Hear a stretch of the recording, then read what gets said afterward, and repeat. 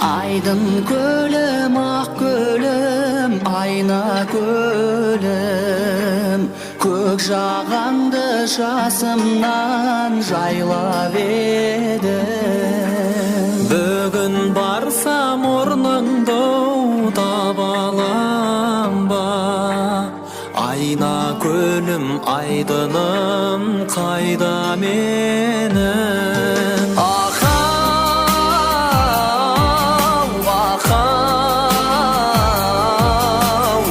Ayna kölüm, aydanım, hayda